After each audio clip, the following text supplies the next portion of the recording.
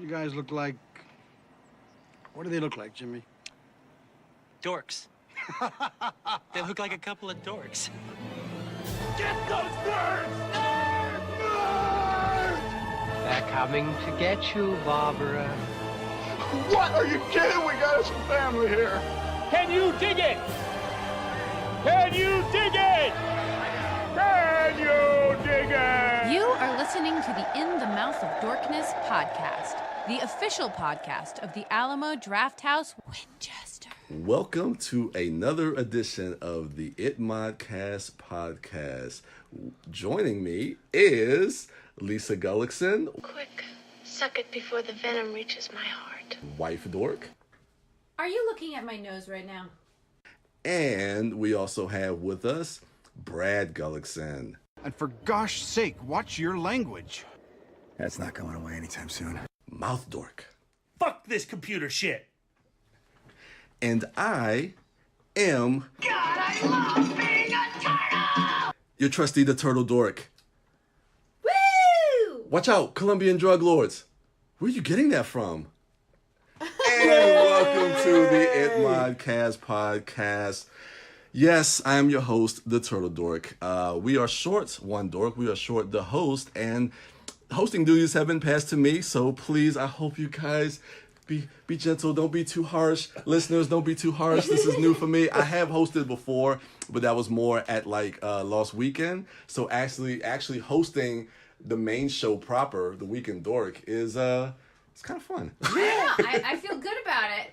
I'm Captain, excited. my captain. Now what am I quoting? What is that movie? Oh, Robin Williams. Dead Poets Society. There we go. Thank you. There we go. Of course, I'm quoting the movie, I'm not the poem. Yeah, I was going to say, yeah, okay. All right, good. So how does Darren do this? He asked everybody, how was their Weekend Dorks? I That's do right. remember this. That's right. My Weekend Dork was great. But you don't get to go. I get to go. I know, So but you can- get, but he's just asking the Oh, general just in Weekend general? Dork. Oh,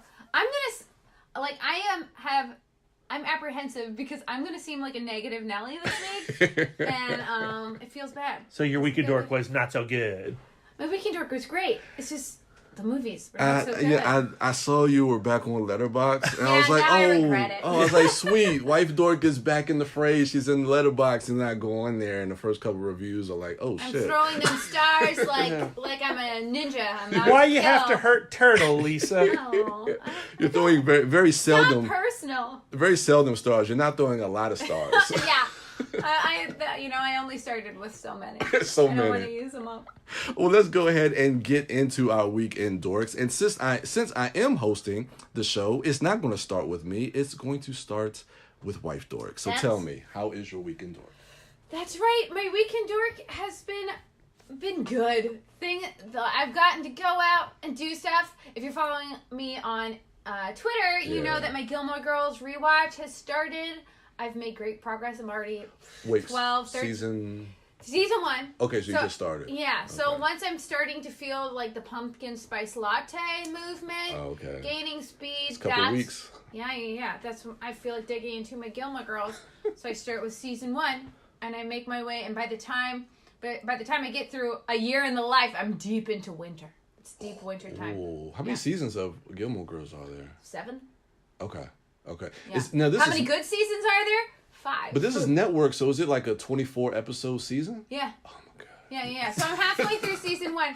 It's worth it. Okay. I love Gilmore Girls. Every year, Brian. Every year, this is the background of my fall. Yep. But I thought you'd do that with Buffy. I used to do that with Buffy, but then Buffy went off of Netflix, and what am I going to do? Pull out my DVDs? Oh damn! I didn't realize thank that. you. Okay, all right. If we started our offshoot podcast, Buffy Bros. I know we're working on that podcast. At my network coming soon. That's right. But that's not what I want to talk about. Mm-hmm. What I want to talk about is a film that Brian knows and loves. Yeah. A Star is Born. So if you follow me on Letterboxd, as you should, since I am posting stuff, I gave this movie 2 stars. Yeah. And we know that for me, meh is 2.5. 2 stars means there's something about it I didn't like, or what started to offend me. And with A Star is Born, I started to become angry with the film. So I'm gonna do a personal quickie, good, bad, ugly. Okay. With this movie. So I love the music. Good. Nice. The music nice. is undeniable. And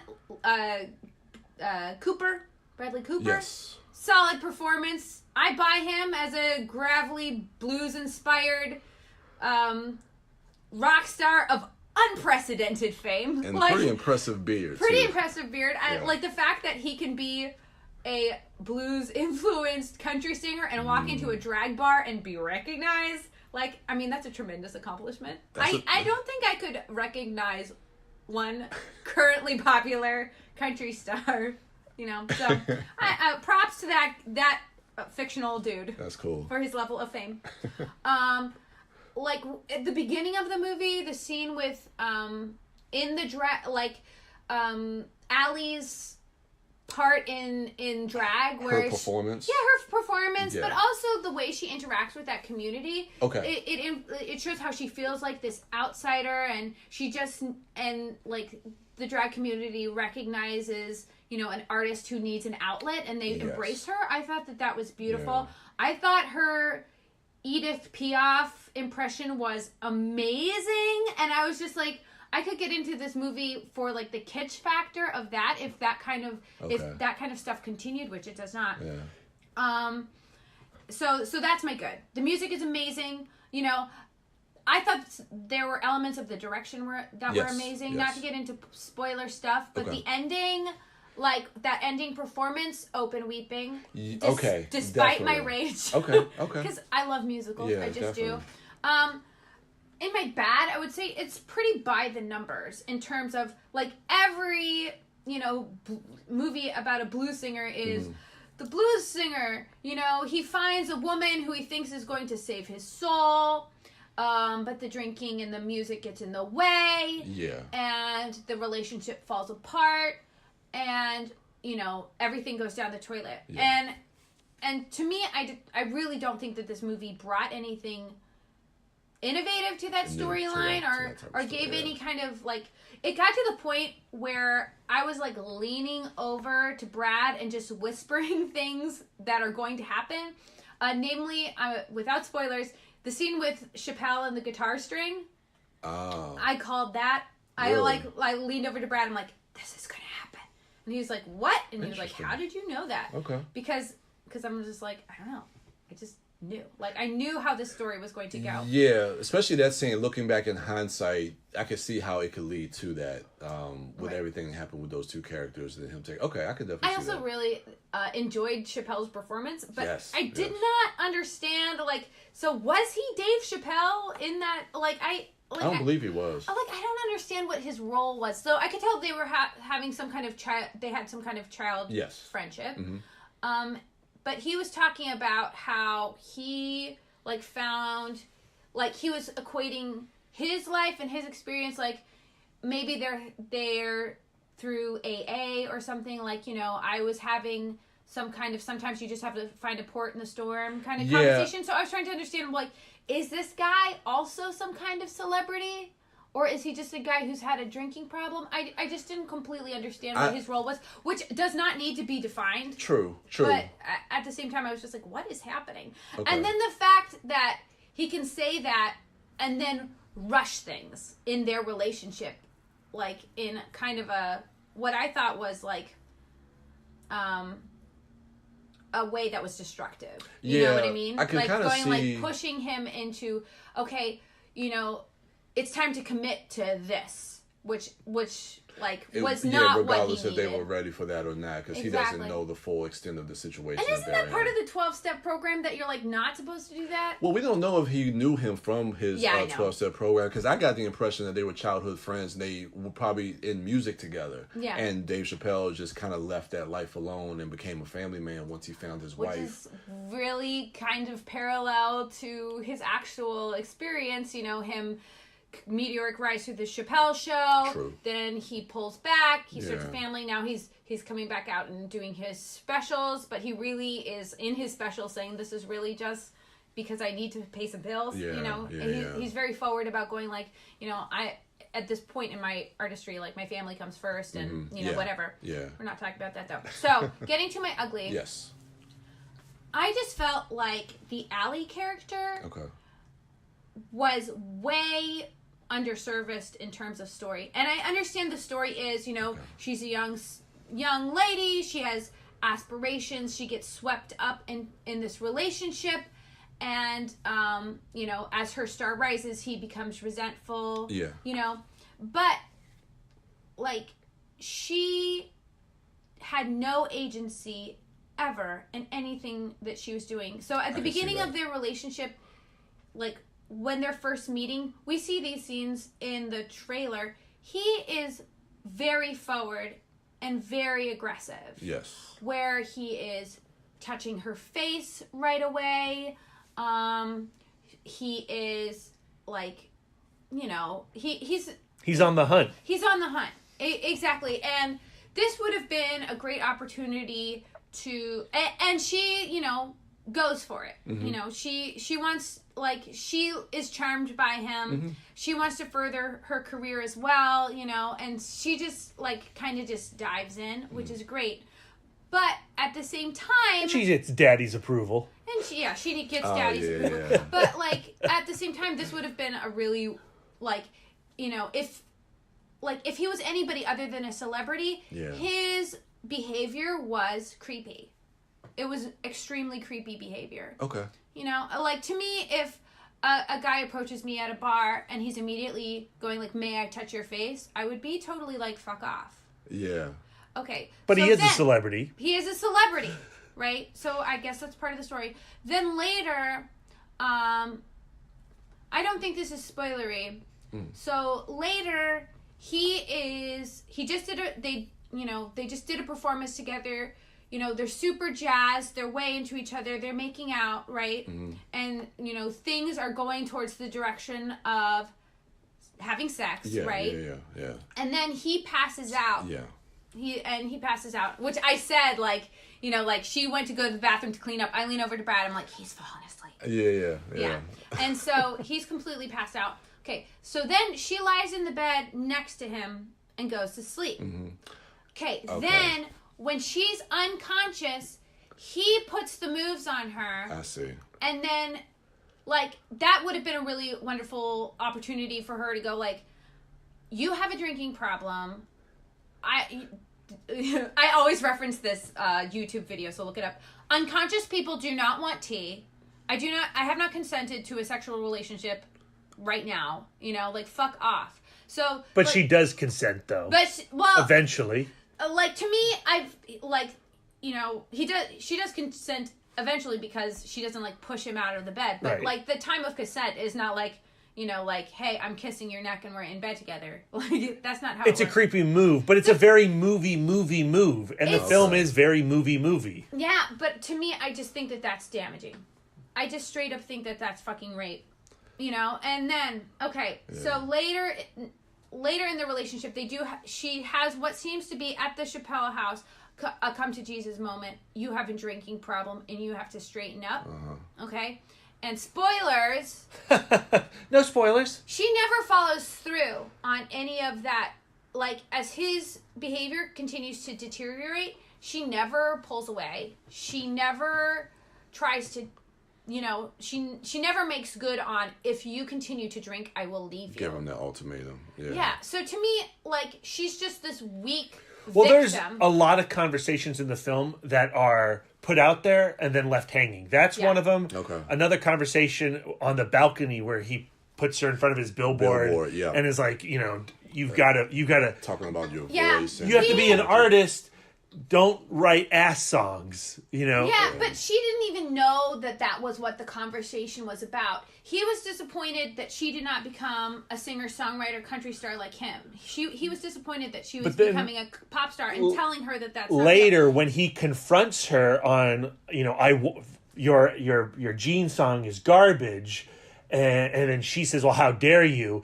The film never reconciles with his point of view being wrong or right or whatever. He never supported her career, and she never pushed back. And then by the end of the movie, we're supposed to believe that they've had this sweet relationship, and she's always going. Well, it's a tragic relationship. Yeah, she's a tragic relationship, but she still somehow owes him or whatever. I just think that in terms of when you cast someone like Lady Gaga and her profound cultural influence, you know, I expect better writing for her and for that character. And to me, like, it's like this being a pet project of Bradley Cooper, to me personally, like, it makes me feel like Bradley Cooper is a creepy guy with poor taste and a poor understanding of women. And like, so to me, I was just kind of disgusted by the whole situation. But the film has been receiving universal acclaim, right? Or maybe not universal. I have recently read like Lindsay Romain wrote a real nasty takedown of it that was interesting and kind of along the same lines of, that you were thinking about. But I would say the majority of response that I've seen for the film has been pretty darn positive. So to me, it goes back to my like La La Land theory of people forget that they fucking love musicals. Musicals are like engineered. You can get wrapped up into it. Yeah, they're engineered to pluck on your heartstrings, and you have this whole nother level of emotionality and sentimentality, and I think that people fall for that. Well, to the craft of this film, I think it's extremely well acted. I think Bradley Cooper is amazing in the film. Lady Gaga's good. The direction is super solid, and the editing and the structure of the screenplay is phenomenal. And I do think that there are like some really amazingly emotionally grounded scenes. I think the storyline with Sam Elliott, the scene in the truck, that is like scene profoundly beautiful and meaningful. But then, you know, he can have this scene with Dave Chappelle, which is shallow. You know, all Dave Chappelle does is, you know, he comes in, lays some wisdom, and then moves the story forward. I think narratively, it's a very tired story, but I would say on the melodramatic angle, on the emotional factor of this movie, it's very high and intoxicating. Like, you do get wrapped up in the pain and the joys of these characters, and that's why Lisa's crying at the end of this movie while she's also angry. To me, so much of the story could have changed with, in that first scene, Allie being a little bit more of the aggressor in that relationship, and Allie being a little bit more forward, of him going like, I really like this artist, I want to meet her, and then her be the forward one, so that you don't have that power imbalance of age, experience, fame, right? Yeah, because that puts his character back on his heels a little bit. And you can kind so that would be amazing. And then later, when she says, you have a drinking problem and I am going to leave you, if there was just, and sticks to it. Yeah. But like, but all of the focus is on his character, which I feel like, you know, that creepy ass trailer, you know, like it just seemed like this is Lady Gaga and Bradley Cooper's movie, and that's just not the case. Yeah, I definitely see your points. I mean, I gave it a pretty high praise, and I think that could have been one of the reasons. You're a closet musicals fan, Brian. I wish you would. I may not be closeted because I do like. I will say, La La Land, Star is Born. To me, I just feel like, you know, Itmod Spotlight, Lisa and Brian, I share some musicals with you and give you a little bit more of a... That's actually a pretty great idea. I wouldn't mind experiencing some musicals like that. I think, you know, if we just like go like decades, do like 150s, 160s, 170s, 180s. I think that, you know, and then I think you climax it all the way to La La Land, Lisa. Oh, yeah, and then I think that even if now we're just producing on this podcast. We need a production meeting. I know, right? So, but I was gonna say just because I really did enjoy the film, but I'm glad I don't want to ruin that. But no, I'm glad you brought up. I'm glad you definitely brought up those points. Just looking at the timestamp, we're good though. Sorry. No, we're good. But what I also took away from the film, as far as with the music and kind of getting swept up in that, is that you kind of take this story that's been told before, and granted I haven't seen any of the other previous versions, but I like how Bradley Cooper kind of took that framework of that story and was able to tell a story about alcoholism and the process of going through addiction. Right. And so I kind of, that was just the angle that I took, that was kind of like the entry point for me to kind of really get invested into the story. And I liked that angle, that he was speaking to something a little bit deeper, of something that I think a lot of people kind of go through with that type of addiction. Yeah, with especially blues singers in every single movie. And also, it's interesting too that I took away from it, as far as it being timely, where you see a lot of these celebrities now that we hear that they're going into rehab, or, well, I don't want to get too much away about the movie, but we're hearing these type of stories a lot, and I think this movie kind of speaks a little bit to that. But those stories have always existed. They've always been there. And, well, that's the classic, rise fall story. I would love to continue this conversation and talk specifically about his ending.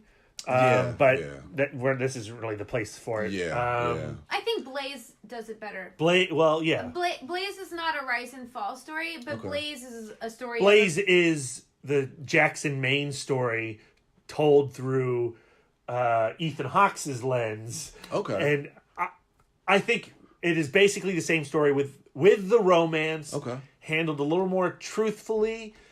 It goes in a few unique angles that Star is Born doesn't, but of course it has music in it, but it doesn't have like the show-stopping musical aspect that A Star is Born does. It also has the music. I mean, it does have him recording an album throughout.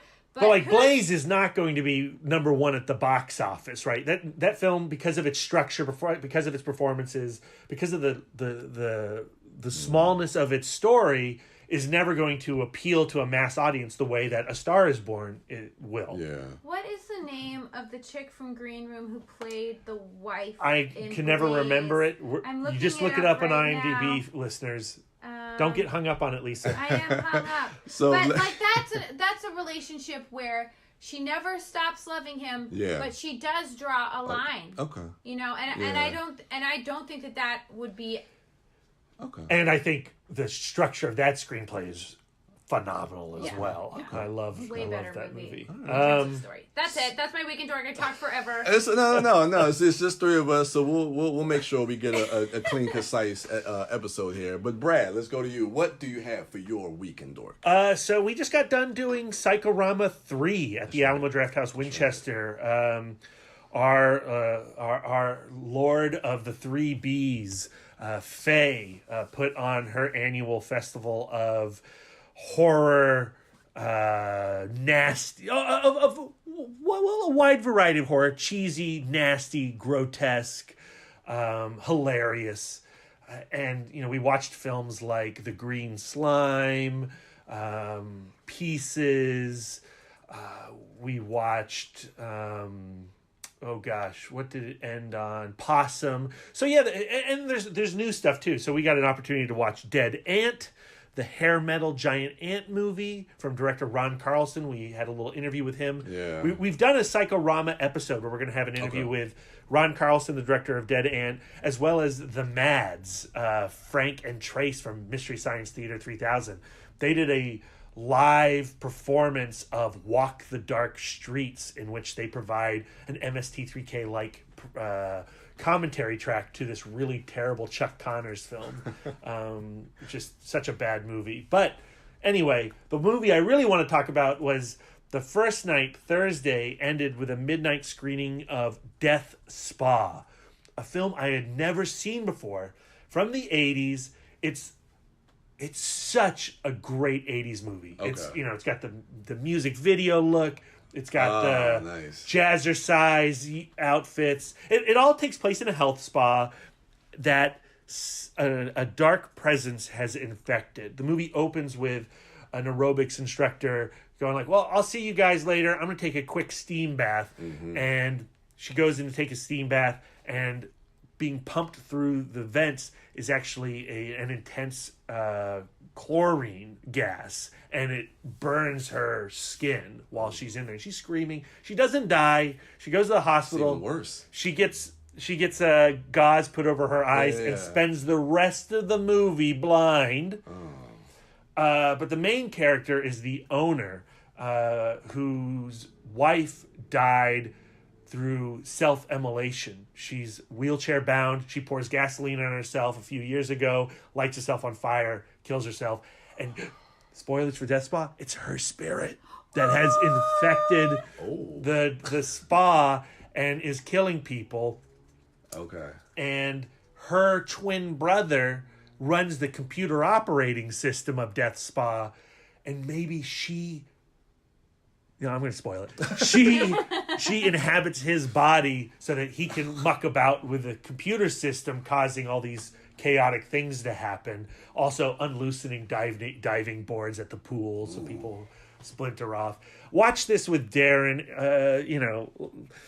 He's the best guy to watch a terrible movie with, because we're just like in each other's laps, dying at how insane the proceedings are. The film climaxes at a Mardi Gras party that they're having in the health spa while the ghost is inhabiting her twin brother and killing people. But even though people are dying around them, party keeps on going. Keeps on going. Yeah. Ken Foree from Dawn of the Dead is in the film. He gets thrown through a plate glass window. The gore is insane. There's a pair of cops who are investigating everything. That's where my quote comes from. She's not too happy about the computer stuff going on here. Yeah. She thinks that, her 45 Magnum or whatever the hell it is, I have no idea what type of gun it is the true answer to all supernatural threats, and she uses it on ghosts. Okay. It's amazing. If you have not seen Death Spa, you really do need to treat yourself. I would encourage you to watch it with some friends, with a beer or two in you. Nice. But it is, like when you talk about like great trash cinema, this delivers. Okay. Sometimes you go and you watch a movie and you're like, ninja zombies, that sounds silly and terrible. I can't wait to laugh at it. You go, nope, that's just terrible. Not fun at all. Totally joyless. But Death Spa has a lot of joy in its earnestness. I mean, they're going for it. They really, really want to make this movie work. They just happen to be making a really dumb, stupid movie. Well, as long as you can feel the passion behind it. Yeah, you feel the passion behind it, and and it's such an artifact of its time. Yeah. Like Back to the Future. You're like, boy, I want to remember my childhood. I'll watch Back to the Future. You might also want to watch Death Spa. Mm-hmm. I totally got distracted because I started trying to think of a fistful of aerobic scenes. Well, there's Killer Workout would be a great double bill with Death Spa. Nice. So I thought of Ninja Busters. Ninja Busters would work also. Mom and Dad from the beginning of the movie. Yep. The thing about Mom and Dad is fully aware of its pedigree, right? It's trying to do what these films just did. But it does have a scene of aerobics. It does. But Mom and Dad has an eye on the past. It's very nostalgic in its grindhouse nature. Whereas Death Spa, Ninja Busters, Killer Workout, this is the real deal. This is pure silly ass grindhouse entertainment. Yeah. And sometimes you crave that stuff. And it's why you go to Psychorama. You go to Psychorama to see this film with a midnight crowd. Yeah. That's been drinking all day, and I loved it. I feel like I haven't done it justice, but trust me. What about a double feature with Deathbed? Yeah, that's what I was thinking about. Deathbed. The only time I'm watching Deathbed is if Patton Oswalt is providing the commentary track like he did for us. Deathbed is a terrible movie, not as entertaining.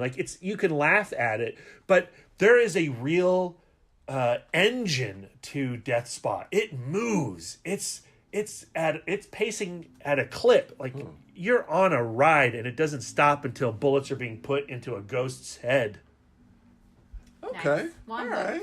I want to see it. It's on Blu-ray. Nice. Wow. Physical media for the win. How Did This Get Made did an episode of it a while ago, and I had listened to the episode without watching the film, and now I need to go back and listen to the podcast listen to it episode. Again, so you have that context. So Death Spa, Brian. All right. Put it on your list. I'm going to put that on my must-watch list, one of my most anticipated. And I guess for me, my week in Dork, I went ahead last weekend. There's a film that I've been hearing a lot about, especially coming out of TIFF, a movie called The Hate U Give. Now, this is a film that is based off of YA, a young adult novel, and it stars Amanda Steinberg, who was in, she was Rue in, what's that movie? Hunger Games. Yeah. Right. So this is basically a YA novel that kind of focuses on a young black community, and she is in the car when one of her friends gets gunned down by a police officer and gets killed, and she's a witness to that. And what I really liked about this movie is how that inciting incident of her seeing her friend get killed is kind of pushes the story to kind of focus on all these different themes. One of the main themes that I really wanted to talk about right now was the idea of African Americans having this idea of duality in America, where we feel like we have to kind of have two separate identities in order to kind of move about the world. And the interesting thing that I've seen with this movie and a lot of movies that have come out specifically in 2018, starting with Black Panther, I think all these movies deal with those themes of duality. Whether you talk about Black Panther, Blind Spotting, Sorry to Bother You, Black Klansman, and now The Hate You Give. I think it's an interesting idea to kind of dive into, because when this stuff happens, she goes to a private school on the other side of town that's predominantly a white school. She has a white boyfriend, all this stuff. So it's really just when this inciting incident happens and it kind of takes over the community, she starts to see her two worlds collide and clash, and the pressure and the stress that it takes on her as a young woman. And then on top of that, they want her to testify in front of a grand jury so that they can indict this officer. So she's got a lot of pressure dealing with that, and then trying to keep that away from her friends at school. And then it just shows you kind of like the differences from like when she's at school and they dismiss the school because of like protests that are happening, and you see like this school of like all these white kids and they have signs of, you know, Black Lives Matter and Star. Sorry, my voice is crackling. I don't know why I need water. But the LaCroix. The Croix. Yeah. Hold on, guys. Okay.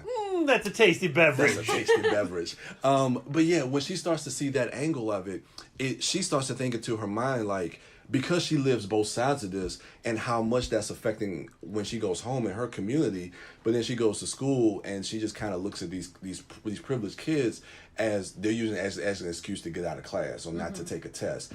And like that starts to weigh on her. And then even like one of her close friends that she has at school, which is a white girl, and they start to see stuff on the news, and her friend says, well, oh, that poor officer, what his family must be going through, blah, blah, this and that. But they don't know that she is the witness to the person. Right. So like she's hearing this from her friends at school, but yet she's dealing with all this pressure of actually experiencing that and how that's affecting her community.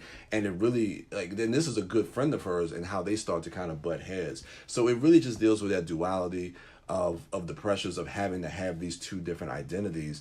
But the movie focuses on so many different themes. And one thing that I feared about this movie is that when you have like message films like this, sometimes they could be a little bit too heavy-handed. But I think they're able to really balance that by telling a really compelling story, but yet still getting this message across. And I think it's great for young people to also see this as well.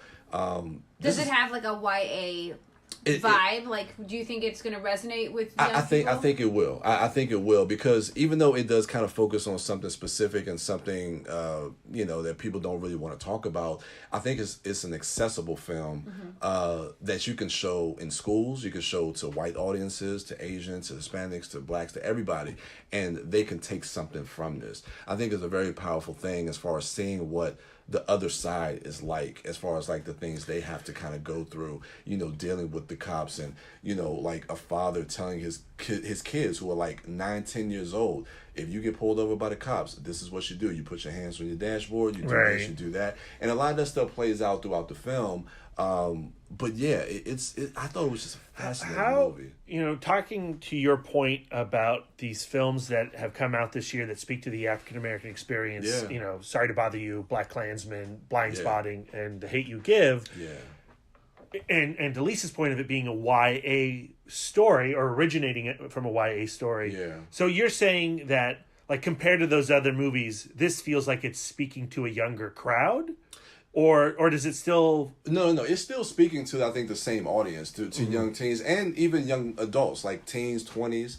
And I think you could get a lot... And it's not made like a YA, because it's not like the sci-fi YA where you have like your Divergence or Hunger Games. It's not that type of YA, but the fact that it focuses on Star, this 16-year-old girl. And she's an aspirational character. She's super smart and capable and well-liked. Yeah, and like even the relationship, I don't want to give too much away because I definitely want you guys to see this movie, but like the relationship that she has with her boyfriend at school, and he's a white guy, and he is like the most, like he's like a great boyfriend. He wants to be a part of her world. He wants to do, and it's a great scene where I don't want to give anything away, where, as far as him meeting the family, but there's a conversation that they have where I think it's a very important conversation, but it doesn't take away like how they feel about each other. And he says to her, like, I don't see color.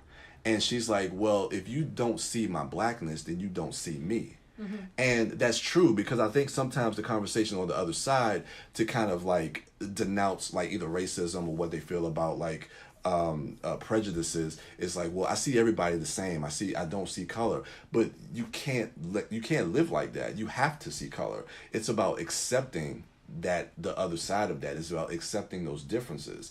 And I think like that conversation they had kind of sparked something in him to make him kind of realize that, like, yeah, we are different. You can't see me as being the same as you because I'm not.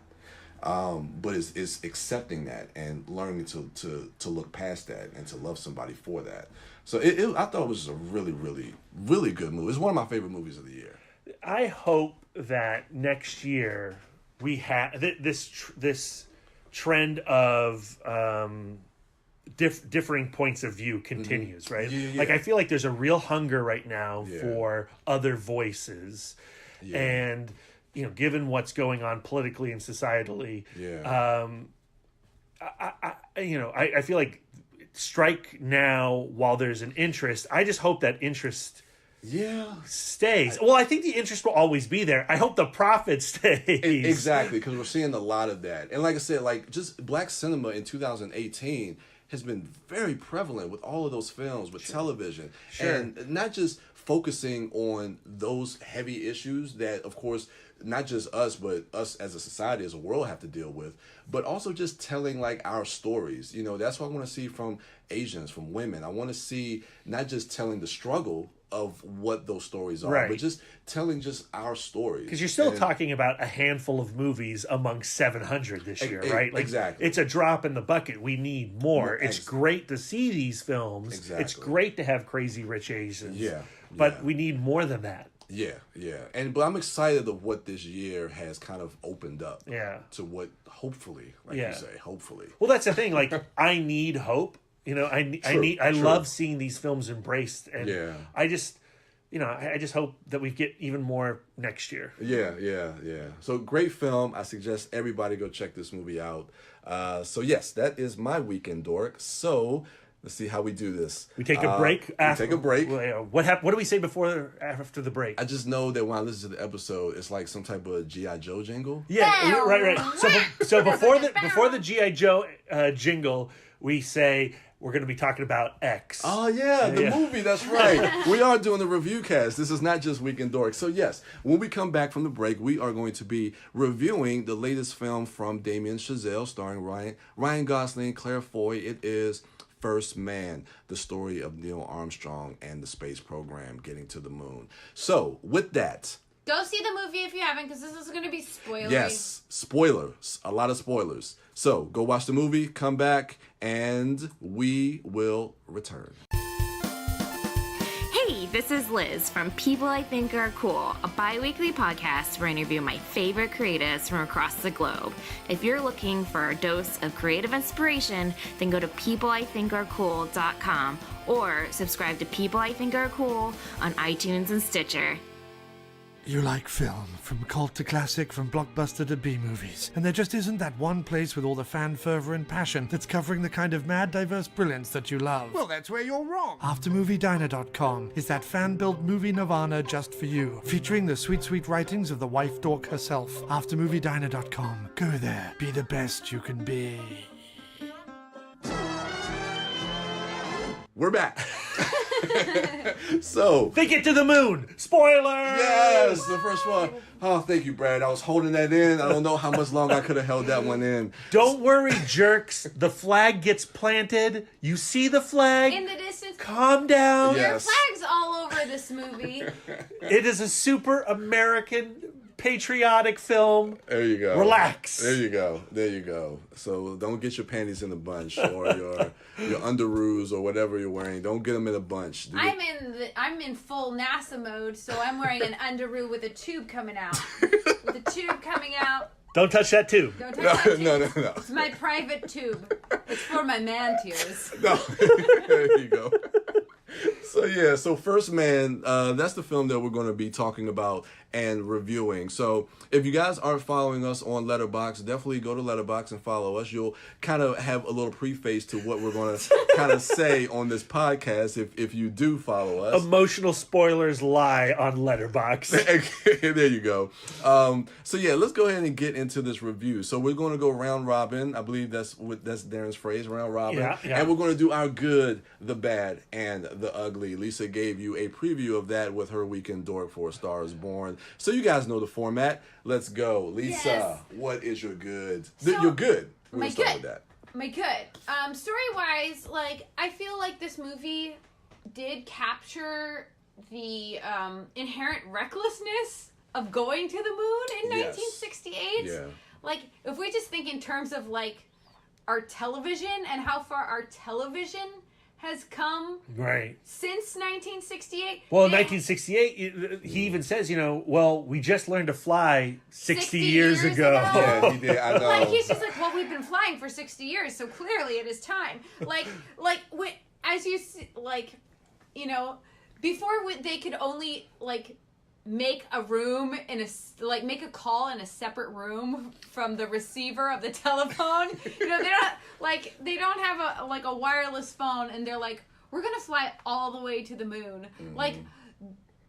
Their technology looks broke before the rocket even takes off. So I'm just just by today's standards, it's just the idea of flying to the moon in 1968. Piggyback off of that, Lisa, on your good. The opening with Neil Armstrong in the X-15, right? Yes. So Chazelle, for my money, the best thing about this movie is how he reveals that these are just dudes in tin cans being shot through the sky. Exactly. This is going to make me sound like the dumbest person, but this is a safe space.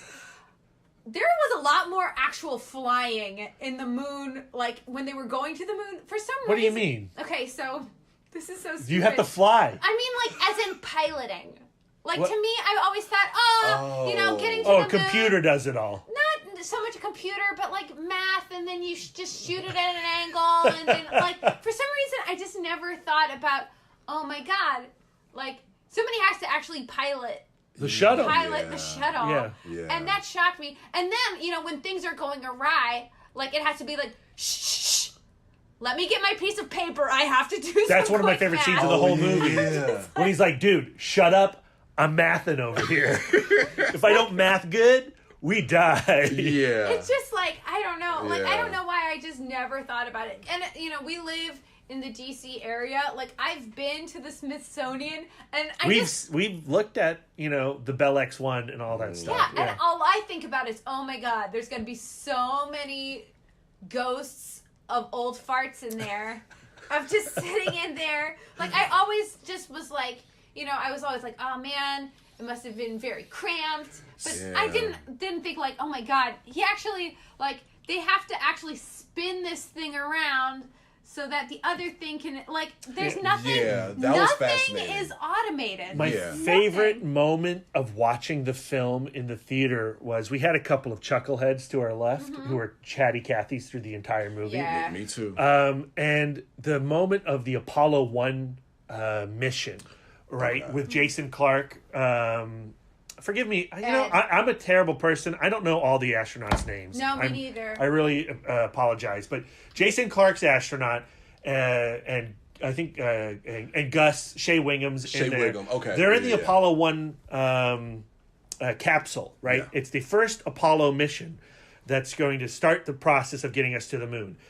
A fire ignites in the cockpit, and when the fire ignites, Jason Clarke's character says, "Oh, hey, we got a fire in here," and then that couple laughed, right? Like, boy, that's a terrible thing to happen. And then that fire consumes them and kills them all. And listen to her, pop of the window, to listen to her go from "Oh, whoa, that's crazy" to "Oh shit, I just watched 3 astronauts die." Yeah, and they died on the ground. Yeah, like they hadn't even an electrical issue. Yeah, they died on the ground. So and this it happens later on in the movie when Kyle Chandler's like, gosh, you got to think about what the costs are, Neil Armstrong, of doing this one mission. Yeah. And he goes, "Are you kidding me? Like, you should have thought about that a long ass time ago." Because if we don't get to the moon, all these men died for nothing. To me, like Jan's point of like when she has her like hurrah moment where she's like, "You boys are just making models out of balsa wood," like like. True. Those astronauts were being shot to space by just dudes from work. Like, I've had, now I'm self-employed, but I've had jobs where I've had coworkers, and I wouldn't let my coworkers fucking make me lunch, let alone, shoot me into space. I'd have to trust their math. No, because, I don't know. Maybe it's just me, but, every time I've had a job, I'm like, I am surrounded by morons. And now these morons are going to shoot me into space? Yeah. Like I said, when you work with a coworker and you get to know, who they are, they're not the type of person that you will want. No, thanks. Not with my life, no. I did find Buzz Aldrin, who plays Corey Stoll. A fucking breath of fresh air. And this is another little don't find our home and kill us, but we live right between Neil Armstrong and Buzz Aldrin Elementary. They're just they're literally walking distance from each other, which is kind of cool. Buzz visits Buzz Aldrin Elementary every year. Yeah, and I have a friend who taught pre-K there, and it was always just like Buzz Aldrin is just a fucking handful, and he just is, and he he shows up to Buzz Aldrin Elementary and it's a lot. He's a lot, which I loved represented just in the passive way. It was represented in this film. He's not a huge character in First Man, but you're like, yeah, that's Buzz Aldrin. Yeah. He comes in, and he seems to be the only person in this movie having a legitimately good time. That's what I was going to say, and that goes to your point about it being a breath of fresh air. I mean, I guess because of how the tone of this film is, when he does come into the film, it does feel like, okay, we're getting a little bit more lively here. Let's have some people throw some snarky comments and get some stuff going back and forth. Yeah. So I mean the movie, I'm a non-visual person and I have a hard time talking about visual stuff. Yeah. The movie is beautiful. Yeah. It I think that the direction at times was very dynamic. Yeah. And there was some really effective, I think, use of flashbacks in the narrative that I thought worked really well. But emotional flashbacks. Yeah. But in terms of story-wise, we're on our good, Lisa. We're on our good. Yes. So that's what I really enjoyed about this story. Okay. All right. So Brad, tell me some stuff that you liked about First Man. So the insanity of the adventure. This idea that we're gonna all wrap ourselves in thin sheets of metal and fly ourselves through the atmosphere. Yeah. I loved the X-15 opening sequence of Armstrong in that jet. Yeah. I early on when he's been grounded because of the operations of that, and he sees that the Gemini, I know. That's so fun. The Gemini program is looking for astronauts, and he applies. He has to sit in front of a board of NASA officials and tell them why he thinks it's a good idea to go to the moon and why it's important to go to the moon. And he has this little mini speech about when he's had some experience with bouncing off of the atmosphere, and when he's up there, he gets a different perspective on our planet. And the idea of going to the moon, it's not exploration for exploration's sake. Yeah. It's the idea that up there will give us a new perspective on what's down here and who we are as a species. And as he's saying that, I'm crying. Really? Yeah. Nice. Brad got teary. And that was the last time I was crying. But that was the emotional peak for Brad. And, visually, I thought the score was really interesting. Yeah. And there's a moment, this is going to straddle my bat a little bit, but okay. There's a moment in the movie where you see protesters outside of NASA, and you hear Gil Scott-Heron's poem, Whitey on the Moon. Yeah. And you realize, while these guys, because there's so much glory associated with the astronauts, those space cowboys, right? The Right Stuff and Apollo 11. Those are these are American heroes who broke barriers of natural law to get to space. Yeah. And we celebrate this idea. And as a Star Trek fan, of course, I couldn't talk about anything space race related without mentioning Star Trek at least once. Yeah. The idea of the human adventure, exploration, seeing what's out there. I have this fantasy in my head that back in the 60s, America wanted that, right? And now NASA's a dead thing, and we have no interest in space travel. And God, how sad that is, and it makes me maudlin. But what you realize is, and what you need to think about, the space race was a political weapon.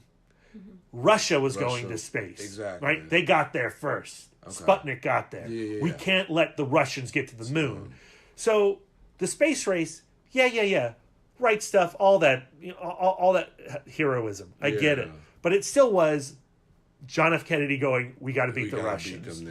And America was going to shit. Vietnam was raging. Civil rights was raging. Yeah. And here's Gil Scott-Heron's Whitey on the Moon saying, yo, don't forget about us. Yeah, the people down there. We're dying here. I don't care if you get to the moon or not. I need to eat. I like that, too, that they put that into the film. Right. And that moment, you're like, oh, shit, that is such a brilliant moment. I wish it wasn't just a montage. I know. I wanted them to kind of explain. I know this is Neil Armstrong. Well, we're not going to get to that, but seeing that sequence, it gave me a different perspective of the film that I'm actually watching. Now, I know what movie this is and the story that Damien Chazelle wants to tell, but I also am appreciative that he put that in there to let them know what's going on in the world around this time.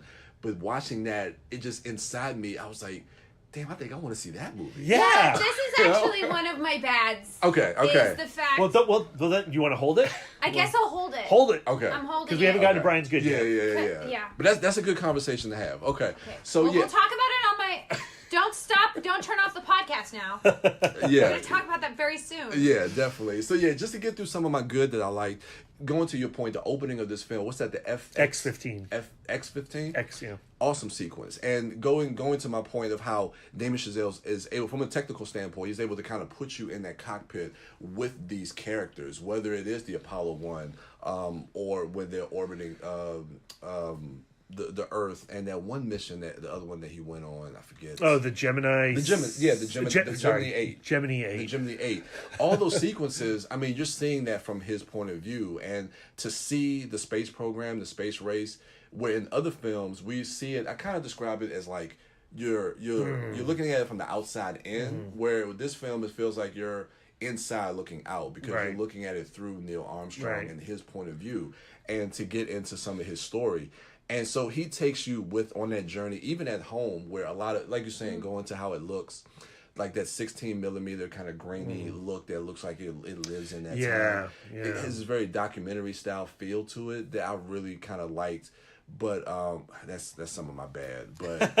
But I like the cast. I like some of the performances. I guess we'll get into performances. Patrick Fugit, he shows up as Elliot. Yeah. And I really enjoyed him as the right-hand man. Now, there's not much for him to do. And that goes to my problem with a lot of the supporting cast. We'll get to that. But it's funny you mentioned, every time I think of Patrick Fugit, what's the movie? Almost Famous. No, Lost Weekend with the salad. Queen of the South. Queen of Earth. Queen of Earth. He was in that, right? I don't remember. I think because every time I see him, I always think about Elizabeth Moss getting that salad. But he was like an asshole in that movie, and I think you're right. Yeah. So it's weird because I may have seen his face, but I didn't really associate his name with his face until that movie. Mm-hmm. Now every time I see him, that's not fair. I think of that movie from Lost Weekend. It's crazy how much I think about that movie, or in particular, I think about the salad. Did this movie come out? It is called Queen of Earth. Queen of Earth, yeah. Okay, so that was him in it. Yeah. Okay, I don't know why, because I think that was the first time I actually noticed him and his name just putting that. Just a side note, that movie is why Lost Weekend is rad. I never would have watched that film, and it is a film that has ripped into my consciousness and explodes out every now and again. Yeah, it's definitely as an inside joke. Yeah. But why don't you just eat that salad? I believe that's most of the good I have about the score. I think some of the motifs that they have really do work. But then we'll get into with the other stuff. So Lisa. Yes. The bad. So the bad. So what I said was part of my bad is actually my ugly, and now I have to decide on whether I want to talk about it now since Brad already brought it up. Do you want to switch? We can have yours be good, ugly, bad. I guess. Let's do it. Darren's not here. There you go. Fucking get mad. Oh no, Lisa's gone good, ugly, bad. I'm going ugly next. So my ugly is this movie did raise the question of whether the going to the moon was a worthwhile endeavor. Yeah. If it was like it asks that question in 1 second. Well, two sequences. No, I guess. It asks it throughout the film. Like, Neil Armstrong has gone through this tremendous sorrow. Okay. And so he throws himself into his work. His daughter's died. We can spoil. Yeah. Okay. Yeah. And he throws himself into his work. And he pretty much sacrifices his relationship with his family and isolates himself from his kids. Yeah. And when we see him come back from going to the moon, the damage to his family is clearly irrevocable. Like Jan is still mad, and she does not forgive him. So in terms of cost to his family, he lived, but his family was never the same. And then the cost of lives, obviously, Elliot, Ed, all of the other astronauts who gave their lives. Then the financial cost, the political cost, the lack of priority for that as a priority over other things. It raises all these questions about whether it's worthwhile, and then proposes this idea of the moon landing being an opportunity for a new beginning and a new perspective, but does not pay off in any way. Well, so and this is your ugly. This is my ugly because I feel like it made the moon landing seem very sad and selfish. Well. I would say what it does to the moon landing, I appreciate how those aspects are asked within the White House sequence, the press conference sequence, conversations with his wife, and then the Gil Scott-Heron poem, really underscoring that. The film ultimately is not about whether it was good to go to the moon or not. In making it Neil Armstrong's story, and specifically being the story of a man who suffered a tremendous loss when his daughter died and could not recover from it, and throwing himself into the work, and then the film posits that he gets up to the moon. He's able to let his... See, now that's part of my bad. Now my whole narrative is ruined. Well, just keep going. Just keep flowing. Yeah, let's get into it. He tosses the bracelet of his daughter into the crater of the moon, and the film is ultimately about Neil Armstrong letting go of that pain, coming back to Earth, and then maybe because he's done this, reconnecting with his family. Right. We don't see that. They're denied that, but I think the way the film is shot and With you their know, fingers with the kinda fingers, because he's in quarantine, he can't actually physically be with his wife. So it's like a prison sequence, right? They're between a sheet of glass, and he offers up a kiss first onto the glass, and she reciprocates through her fingers. And so at the end of the movie, you're like, okay, now maybe this family can heal because he achieved this insane thing. Because I think what was keeping them distant was the death. Spoilers. The death of his daughter, and that seemed to distance himself from his family until he can have that moment where he reached the moon, and now he can maybe. What the film fails to do for me is why is the moon that emotional punchline? Right. No. To me, like the whole story about him dealing like. You know, him being, you know, white man in the 60s doesn't know how to cry, you know. Like, to me, that storyline was extraordinarily just by the numbers. Yeah. And also not one note. Because he, like, you know, like, his daughter died. Like, we see him caring for Karen. Mm-hmm. And he's very loving in those early scenes. And he's while very she's loving. Sick. And she dies, and from that point on, he's catatonic. Yeah. You know, and in every scene, he is just staring off He's into the space. driver from Drive. And it's like... But you don't think those scenes with his daughter gives you reason for why he's that way? Well, no, it gives you reason, but then as an audience member, I'm having to watch only his point of view, right? And with glimpses of his wife, you know, Claire Foy coming in as his wife, but you're stuck with a man of granite. You know, you're stuck with a slab, and that's why when Buzz Aldrin comes in and he's a firecracker, you're like, oh gosh, I want to focus on this guy for a little bit. It's interesting you say that because watching the film, his oldest son. There seemed to be, I don't know if his oldest son had some type of condition or if the death of his daughter affected his oldest son, because even when Claire says, you know, you need to talk to your boys, and he explains, like his oldest son goes up to him and instead of giving him the hug, he shakes his hand. No, I think that's masculinity. I think that's masculinity. To me, I think that my dad and my grandfather never kissed. Right. They shook hands. I think that I think that already that coldness and that bitterness has started to come up, and I think that because of everything that family has been through, like that child has just been aged by this experience, and you know, and he's just imitating his father. Yeah, that wasn't clear, and I thought that if the death of his daughter affected not just him and his wife, but even like I would have loved to have seen that dynamic explored a little bit more, possibly. Right. So So to me, I like it was just like, you know, that little moment was just supposed to say, well, that older son is never really going to forgive him. Interesting. Okay. So that's how I took that. Okay. But, yeah. All right. So that's that's my ugly. Ugly? Oh, you still have more bad? Yeah. I still have more bad. We'll come around to that. All right. We'll come around to that. So, all right. Let me switch this. Y'all making this difficult for me, man. Okay. So, ugly, bad. You're bad. My bad. I mean, I think I was just talking about my bad. Yeah.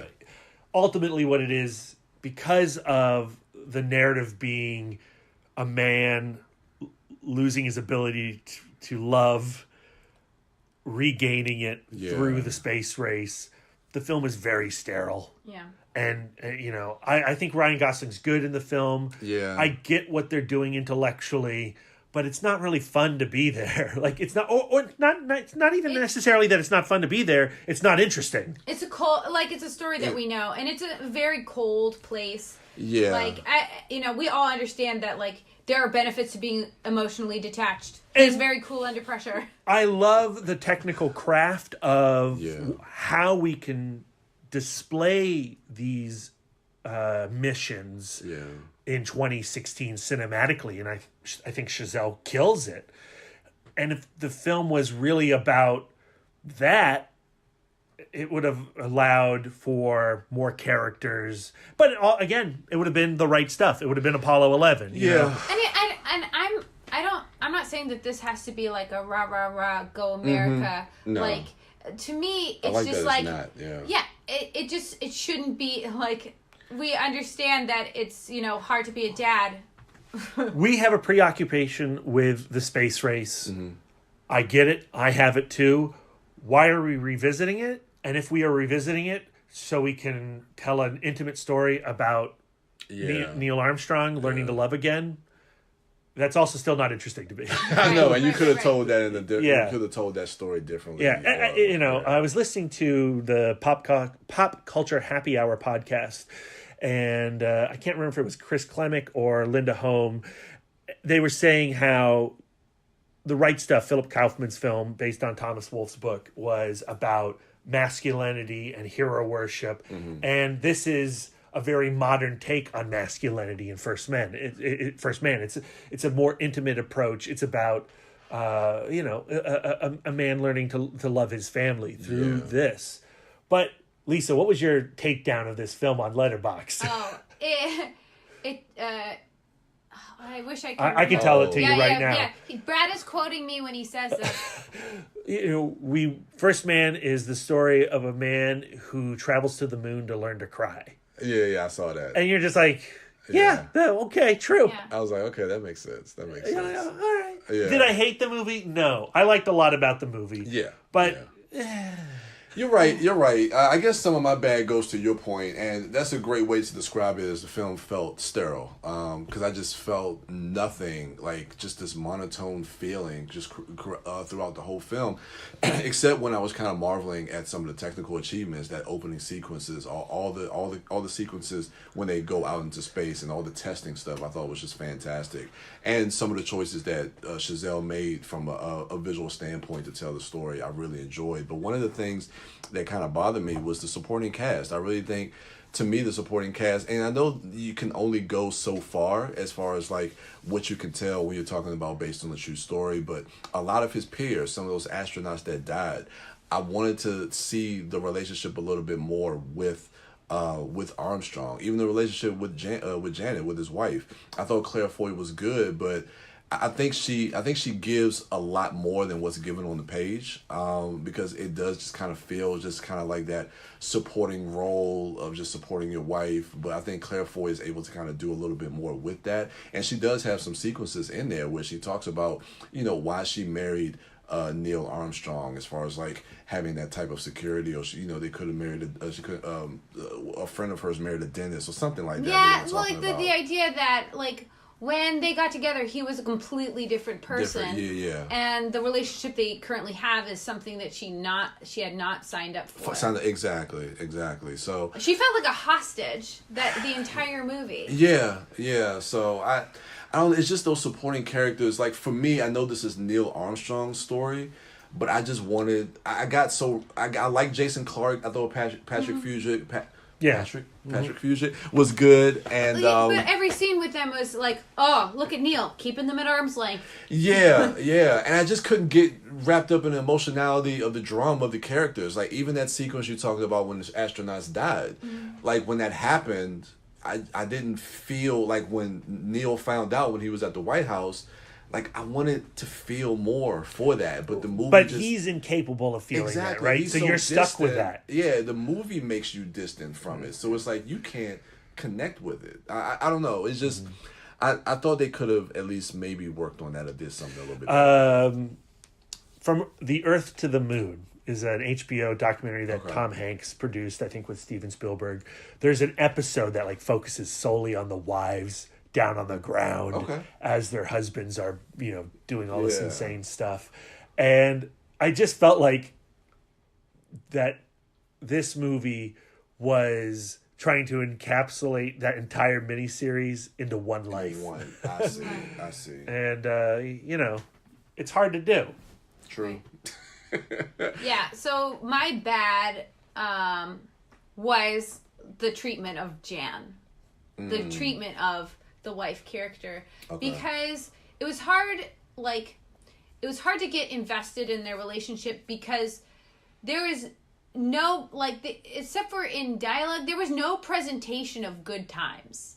So like you never see them ever be cohesive together. There are like scenes with the children where they're like rollicking around and having a good time, and she's trying to scold the kid, but she's laughing. Yeah, I like that. But to me, I like any good times they had were in relationship to the Kids. child. They were not like they were never presented as a unit. I think they tried with that dance with the song, right? And they the tried most to generic scene ever. Yeah, like they I tried to literally bring forgot that it back. because it was like camouflage beige. Yeah, they try to bring that back in the third act by using that music, you know, as they're going to the moon. But you're right, I just don't. I don't think there was chemistry between the two actors. No. But I also don't think the film was looking to display any chemistry between the actors, which I think is a mistake. Yeah, which is a mistake. You know, and you talked about like seeing him with Karen, and then he has a scene where he's really just sobbing. So, and then we see that's the wife bookend of crying, right? Yeah, exactly. Yeah. And we see the Jan at the funeral holding the bracelet, but we never get to see her grief, and it's something that we understand that she's dealing with the whole time. But like that is something we have to imply as the viewer of Jan is dealing with tremendous grief, and she is parenting, and her husband is not present. Exactly. So the entire time I am actively worried. I'm actively worried about Jan, and like this film does not allow me to check on her. And then like, you know, and then we do get the level of stress she has, like being connected to that box, and like, you know, and then when and the fact that she is like they give her the box, like, and then she's cut off from it. And then she's cut off from it, and like, you know, maybe the answer is not having the box in the first place, or you know, maybe the answer is like don't turn it off. But like just this abuse of the wives, and like just, you know, it feels very Stockholm. Well, there's that moment in the movie where she witnesses Ed's wife standing there with the open trunk, and I actually think that scene's really well done. Yeah. She goes up to her, and Ed's wife turns around. She's got this maniacal smile plastered on her face, and she's like, well, "Let's go inside." And then you see Ed's son watching from the window, and that shot of Ed's son is crushing. So like there are moments in the movie that work. You know, but like their friendship never really, like there are lots of moments in this movie where like Jan is like reaching out, and she's she's like revealing things about Neil's past, and you know, as an opportunity to connect to these other characters, to connect to Ed's wife, who has a name, I'm sure. I'm the worst. I'm propagating the stereotype. But like, you know, where she reaches out to them, and they are cold back. Like that's just, you know, I understand like the 60s in a military style life was not like a super warm place to be. But it, you know, like I just felt like she was the only like human being in this movie amongst robots, and nobody was listening to her, including the camera, like including the director. You know, and then like, so when that final scene happens and he's in quarantine and she walks into that room, she does seem mad, and that like little, you know, kiss touch the thing is like, you know, like I took that as him going like, I know I've been bad. Like I've been bad, and please forgive me. I think that's how you take it. I don't think that's what the movie's saying, though. I don't know. I looked up on the Wikipedia because I had to know. I was like, did they stay married after this? And they stayed married for 30 more years. He ended up 2 years before their divorce. He ended up finding a new love. Oh, really? So yeah, so they did end up eventually getting divorced, but like they had 30 more years of relationship after this. And wow. And I'm like I know that this is a fanfic of Neil Armstrong. This is not truth, but it really made it look like this relationship is not going to survive. He's going to the moon, and maybe in the long term. I really don't think the movie is portraying that scene in that way. Yeah. I think the movie is telling the narrative of forgiveness. No, of emotional release. Yeah. Huh. I think that's what that film is trying to say. Whether that's it what says it's trying to say. That's what I'm saying. It's trying to say it. Yeah. But fuck you. Yeah. So, yeah. Wow. Is there anything else I had in there? Yeah, for your bad. Anything else? Yeah, no. Neil Armstrong throwing himself into his work to, avoid engaging with grief. that's a tired story. Yeah. Like, it's very by the numbers. Like, we've watched that movie before. Yeah, we've seen that before. Okay, yeah. nice. Yeah. So, Brad, tell me, what is your ugly from First Man? It's hard to put it into one thing. I think we've said it. Yeah. I would say, looking at those sets, Mission Control, the quarantine in particular, and going back to that word sterile, right? You're looking at these sets. I'm immediately taken back to the times when I visited my dad at the naval base in San Diego and Miramar. And you're like, yep, that's what a military room looks like. It is sterile. And the ugliness is that the film is as sterile as its sets. Mm-hmm. Yeah, I would have to agree with you on that one, Brad. I mean, it's kind of hard for me to differentiate between bad and ugly, but I'll just kind of piggyback on. Well, we've helped on confusing that barrier. Yeah. This has been all different types of good, ugly, bad, ugly, good, however you want to phrase it. But all of this supports my ongoing theory that Ryan Gosling is best talking. Like, to me, when he's doing his little still waters run deep thing, I just don't. You don't like it. You don't like it. Drive, Blade Runner 2049. I feel like the Blade Runner 2049, he does have a lot of scenes which are one-on-one with the other characters, so he does do some talking. No, what Lisa's saying is, I don't like those movies. Lisa does not like Drive. She does not like Only God Forgives. No, I don't. Oh, that's right. You liked Blade Runner. I did like Blade Runner. Okay. I think Ryan Gosling's one of our best modern actors. I love him. I think what he is doing in this movie is achieving what the filmmaker wants him to do. Yeah. I think it's a good performance. He is good in the movie. Okay. He's great in Drive, Lisa. He's great in Only God Forgives. And yes, he's great in Blade Runner 2049, as well as The Nice Guys and what have you. And Crazy Stupid Love. Crazy Stupid Love. He's amazing. I love that movie. That's so a great fun. movie. I haven't watched it in a while. I haven't seen it either in a while. Yeah, I think what Chazelle was trying to achieve was a story that does not work for me. Okay. That's fair enough. And I think there's a lot of, going to your point, I think there's a lot of good, but there's also a lot of stuff that's very problematic with the film that leaves it sterile, that leaves it cold, leaves it distant. So, unfortunately, Chazelle, you've come up with a mediocre film. That's what we're telling you. Any other points you guys want to make about First Man before we kind of wrap all this up? I feel like I've said everything that I've wanted to say. Yeah, I'm glad we went to the moon. To me, it's nice to have something that at least it was constructive. In terms of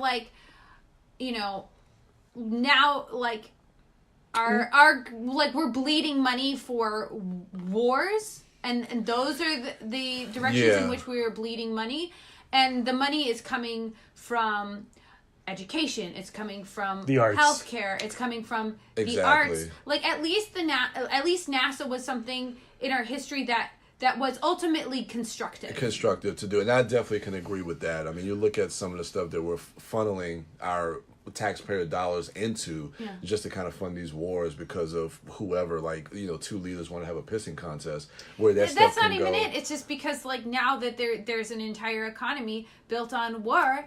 And if you take that on, it's rich people staying fucking rich. It's greed. Yeah, and while the idealized concept of the space race may not have been true, it may have been a political maneuver. Yeah. It did advance the sciences. It did advance the desire of the American people for science, exactly. And adventure and exploration. And we have lost a lot of that.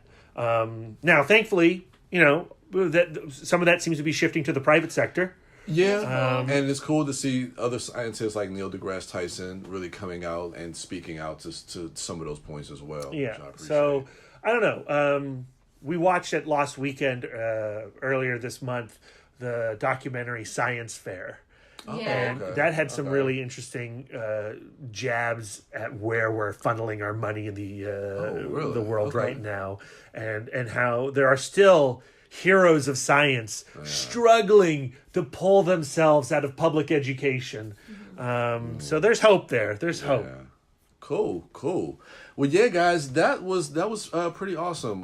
Thank you guys for having me host my first Weekend Dork. It was you did excellently. Thank you. Say if I were to rate you on Letterboxd, I would say 4.5 stars, just because I'm a dick and don't give anything 5 stars on the first that's okay. time. I can take constructive criticism. This is my first time. No constructive criticism. Really, it's a me thing. Okay. I never give anything 5 stars on the first well, watch. I feel honored for that. So, Lisa, tell us what you're looking forward to this week. Ooh, shit. What am I looking forward to this week? I don't know. What's coming out? I feel Halloween's coming out. Oh, yay. I'm looking forward to the world seeing Halloween. I love that film. We haven't seen El Royale again. What else came out? Well, mid-90s is also coming out this Friday. I think that's the 26th. Yeah, it's a lot of stuff. Unfortunately, guys, we have been the Fantastic Fest. Humble brag. Oh, it's not mid-90s. It's An Evening with Beverly Loughlin. Yeah, that does come out. I love that movie. I'm ready for the world to see that movie. Yeah, I missed that. I'll try to check that out. I mean, going off you guys' recommendation. Well, let me wait. What are you looking forward to, Brad? I am looking forward to getting out some interviews for our listeners to check out. We sat down, the Indie Dork and myself, with Don Coscarelli, the director of Phantasm and Bubba Hotep. We went to the AFI and for the first time got to peek up stairs and see the behind the scenes of the AFI. That was super cool. Did you post a picture like on the roof? Yeah. I was right. Can we say that? You can. You can say that. You can check out my Instagram. And Don Coscarelli, he was only supposed to give us 10 minutes of his time, and it stretched into a nearly hour-long conversation. It's a really wonderful one. He's promoting his new book, True Indie, about his adventures in filmmaking. Nice. And then today, just before recording this, I went out to the Winchester to see Jim Cummings, the writer, director, star of Thunder Road, which, Brian, if there is a recommendation I can give you right now, I know Thunder Road is the most Brian movie. You would love it. It's my favorite movie of the year so far. You guys have got me really, really hyped, and that's a great segue into kind of what I'm kind of looking forward to. If I'm sorry, if you were done. Well, I was just gonna say we had a lunch conversation. We ate food and had a conversation with Jim Cummings. You get to hear a celebrity chew and a genius, a true artist. His producer Ben Weiserman. No, not Weiserman. Wiesner. Sorry, Wiesner. Benjamin Wiesner, the producer. Had a conversation with the two of them with the Indie Dork. Andy Geierson sits down with us for a long period too. We have a great chat about Thunder Road.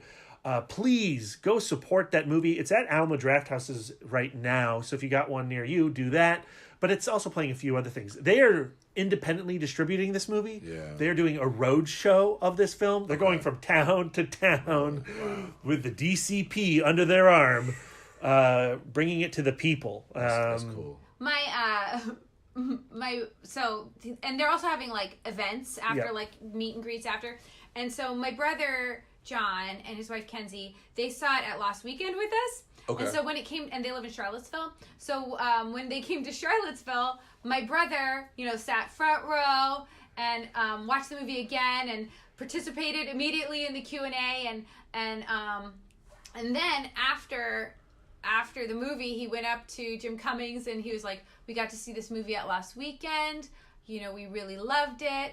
And after the movie, my sister texted me immediately and told me that, you never have to leave your bags in the bushes, which you'll understand when you watch the movie. Right. You never have to leave your bags in the bushes. And then later, we actually, after we saw First Man, when we were coming out, it was at the same time that the Jim Cummings event at the One Louded was coming out, and so Jim Cummings was there, and a bunch of our Alamo friends were there. Yeah. We saw Aaron and Autumn and Lisa Bell was there too. And the first thing we mentioned, we saw your film at Last Weekend, and he was like, there was a couple in Charlottesville who saw the movie on Last Weekend. I was like, that's my fucking brother. And I interrupted him twice. I was way too excited to meet him. It was very awkward. I don't want to oversell this, Brian. You can't oversell it. This movie is so fucking good. This film does an amazing thing where, you hear the term dramedy, right? Yeah. Okay. Yeah. And you're like, oh yeah, it's funny, but it's also got some heart to it, or it's got some melancholy to it, or blah, blah, blah. Yeah.